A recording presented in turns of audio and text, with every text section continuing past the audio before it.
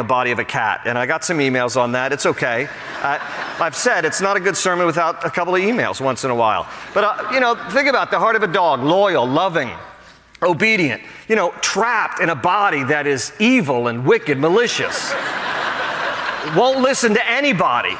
By the way, I did get some upset emails, but I also got a booklet, just an excellent resource material from somebody watching online. They mailed it to me, 101 Uses for a Dead Cat. It was an excellent resource.